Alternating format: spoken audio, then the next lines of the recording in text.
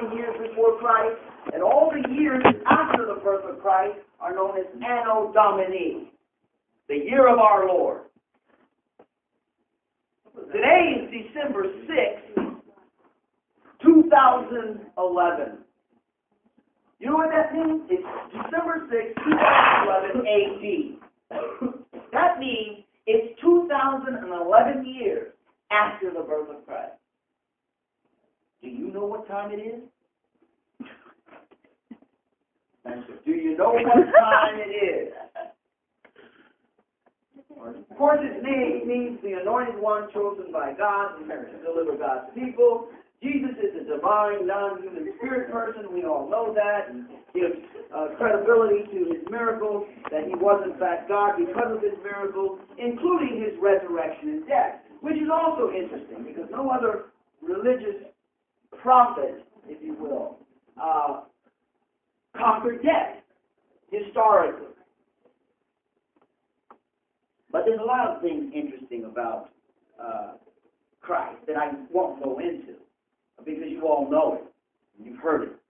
But there are a couple of things I do want to talk about. And that was simply that, again, I'm fascinated by the unparalleled stuff that happened.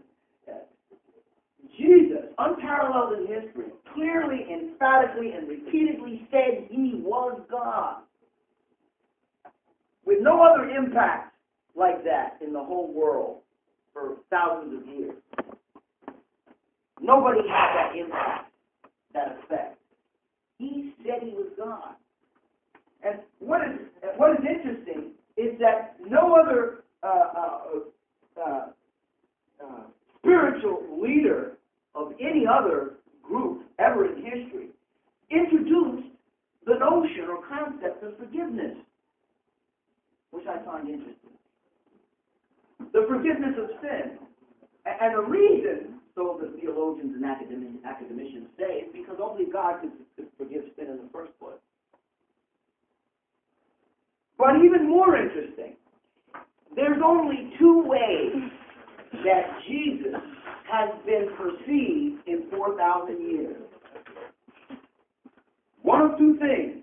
There's only two views of Jesus that's ever been taken by the people of the world since the beginning of everything. And that is this. Jesus was either who he said he was, God in the flesh, or he was a good guy. Those are the two views of Jesus throughout history. He was just a good guy, is one view. He was just a good prophet. Even the Jews see Jesus as a important, one of the most, if not the most important historic Hebrew rabbi in the history of Hebrew history. And of course, rabbi means teacher. Even the Jews viewed Jesus as a good man and a good rabbi. Rabbi means teacher in Hebrew. Those are the two views of Jesus. There have been no other views of Jesus in history. That's why I'm fascinated with things that are unparalleled in history.